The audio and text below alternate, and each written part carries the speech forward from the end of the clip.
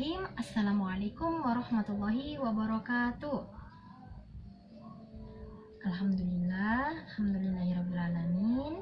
Salatu wassalamu ala asrofil anbiya'i wal mursalin Sayyidina Muhammad wa ala alihi wa sahbihi wasallim. Pagi adik-adik, semuanya sehat? Alhamdulillah. Nah,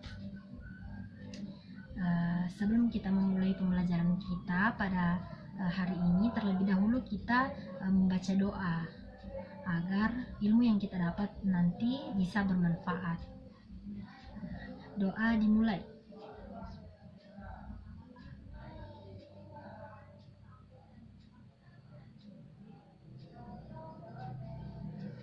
Baik, doa selesai.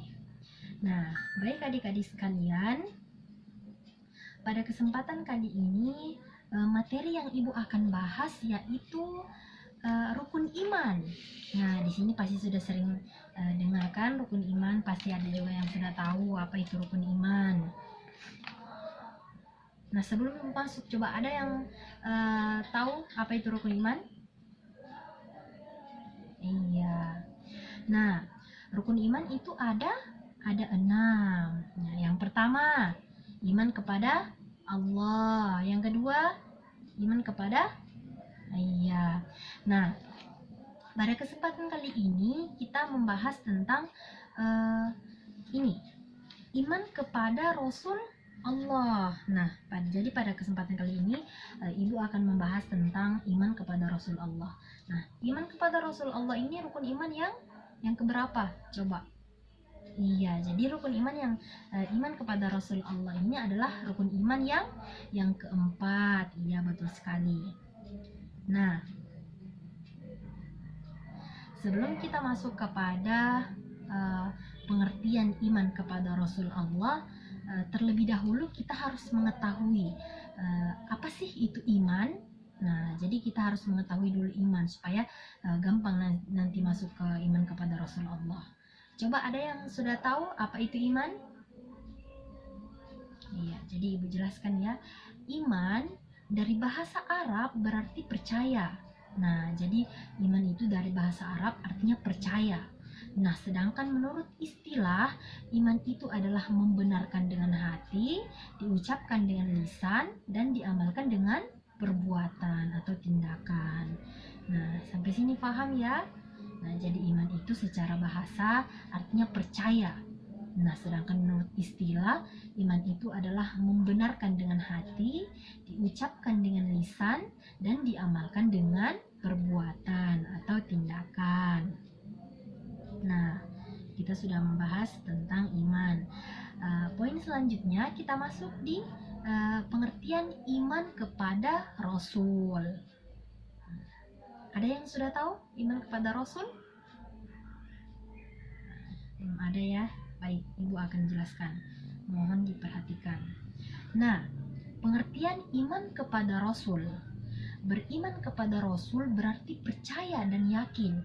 Nah, jadi beriman kepada Rasul itu berarti percaya dan yakin bahwa Rasul itu benar-benar utusan Allah Subhanahu wa Ta'ala yang ditugaskan untuk membimbing umatnya agar menempuh jalan yang benar dan diridhoi oleh Allah Subhanahu wa Ta'ala. Nah, sehingga umat manusia bisa selamat dunia dan akhirat. Nah, jadi sampai sini paham ya pengertian iman kepada Rasul? Iya, jadi beriman kepada Rasul Allah itu berarti percaya dan yakin bahwa Rasul itu benar-benar utusan Allah Subhanahu wa Ta'ala. Nah, beriman kepada Rasul Allah adalah rukun iman yang keempat, ya, yang seperti tadi Ibu jelaskan di awal. Jadi beriman kepada Rasul Allah itu adalah rukun iman yang keempat, yang wajib kita percayai dan yakini, seperti yang kita ketahui bahwa umat manusia sangat sering melakukan perbuatan dosa sejak ribuan tahun lalu.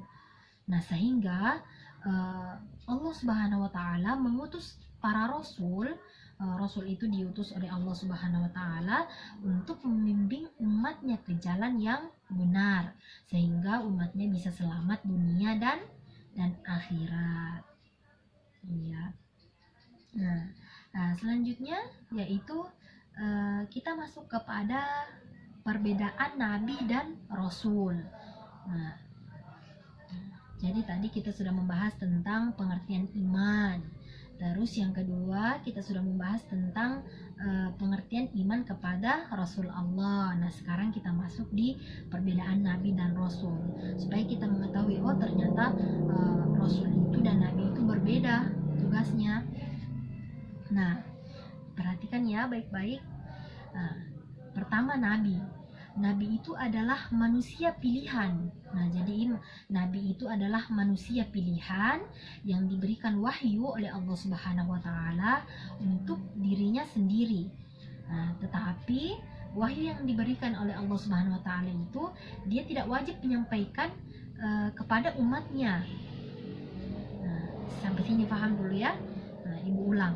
Jadi Nabi itu adalah manusia pilihan yang diberikan wahyu oleh Allah Subhanahu wa taala untuk dirinya sendiri. Nah, jadi Nabi itu untuk dirinya sendiri, tidak wajib menyampaikan kepada umatnya. Nah, sedangkan Rasul adalah kebalikannya. Nah, Rasul itu adalah manusia pilihan yang diberikan wahyu oleh Allah Subhanahu wa taala untuk dirinya sendiri dan untuk umatnya. Nah, di situ letak perbedaannya. Nabi itu wahyu yang didapat untuk dirinya sendiri. Nah, sedangkan Rasul wahyu yang didapat itu untuk dirinya dan umatnya. Dia mempunyai kewajiban. Rasul itu mempunyai kewajiban menyampaikan apa yang diberikan oleh Allah Subhanahu wa taala, dia harus menyampaikan kepada umatnya. Nah, sehingga dikatakan seorang rasul pasti nabi. Nah, sedangkan tetapi nabi belum tentu rasul. Nah, itu sehingga dijelaskan begitu. Karena memang beda, ditugaskannya itu beda. Nah, Allah Subhanahu wa taala berfirman dalam Al-Qur'an yang berbunyi A'udzu billahi minasy syaithanir rajim. Bismillahirrahmanirrahim. Wa ma nursilul mursalina illa mubashshirina wa mundzirin. Faman amana wa aslaha fala khaufun 'alaihim wa la hum yahzanun. Nah, yang artinya dan kami mengutus para rasul itu melainkan untuk memberikan kabar gembira dan memberi peringatan. Barang siapa yang beriman dan mengadakan perbaikan, maka tidak ada kekhawatiran terhadap mereka dan tidak pula mereka bersedih hati. Quran Surah Al-An'am ayat 48. Nah, jadi maksud dari ayat ini dan kami mengutus para rasul. Nah, jadi Allah mengutus para rasul itu melainkan tidak ada lain yaitu untuk memberikan kabar gembira. Nah, yaitu untuk memberikan kabar gembira tentang surga dan memberi peringatan tentang neraka. Barang siapa yang beriman kepada Allah dan mengadakan perbaikan dan mengubah dirinya untuk menuju ke jalan yang benar, maka tidak ada kekhawatiran, dalam dirinya terhadap mereka dan tidak pula mereka bersedih dan dia tidak akan bersedih. Nah, poin selanjutnya yaitu nama-nama 25 nabi. Nah, iya. Di sini bisa dilihat ya. Nih, nama-nama 25 nabi. Di sini ada yang sudah hafal nama-nama 25 nabi? Iya, jadi nama-nama 25 nabi. Nah, ini dia. Coba yang bisa hafal. Ya, silahkan. Iya, tepuk tangan untuk temannya. Ya, Jadi nama-nama 25 nabi. Di sini ada 25 nabi. Jadi ini Ibu tugaskan untuk dihafal ya, nanti minggu depan dihadapkan.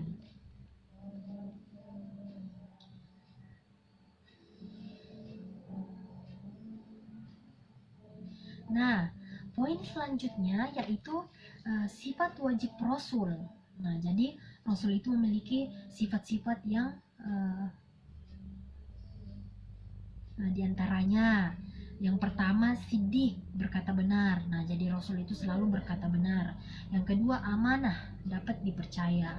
Nah, jadi Rasul itu dapat dipercaya. Yang ketiga tabligh, menyampaikan. Nah, jadi Rasul itu selalu menyampaikan apa yang diberikan amanah oleh Allah Subhanahu wa taala. Yang keempat fatonah, cerdik atau pandai. Nah, jadi Rasul itu pandai-pandai dan cerdik. Nah, adapun sifat mustahil Rasul. Nah, jadi sifat mustahil, sifat yang tidak mungkin dimiliki oleh Rasul, seperti kizib, berkata bohong. Nah, jadi Rasul itu terhindar dari sifat-sifat ini. Khianah, tidak dapat dipercaya.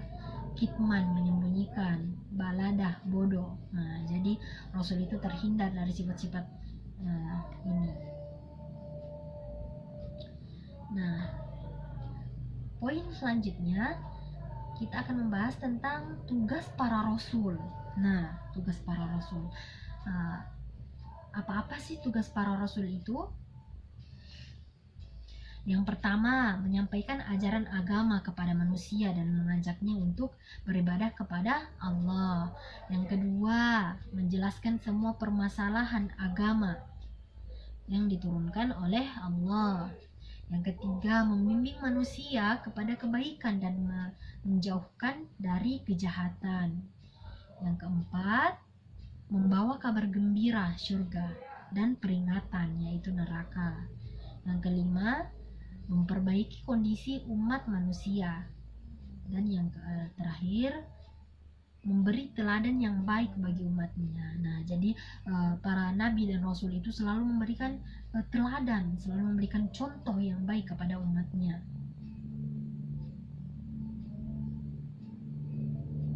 Terkait dengan tugas-tugas diutusnya para rasul, Allah Subhanahu wa taala berfirman, "Walaqad ba'atsna fi kulli ummatin rasulan an ya'budullaha wajtanibut taghut."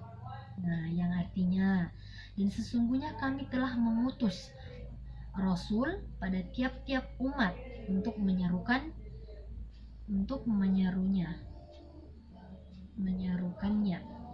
sembahlah Allah dan jauhilah taghut itu.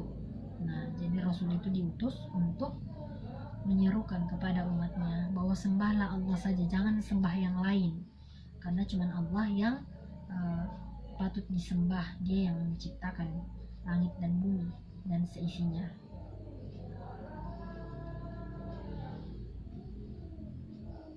Nah, sampai sini tadi paham ya? Nah, dari awal tadi yang pertama kita sudah membahas tentang iman, pengertian iman. Tadi iman itu adalah secara bahasa artinya percaya. Nah, sedangkan menurut istilah iman itu adalah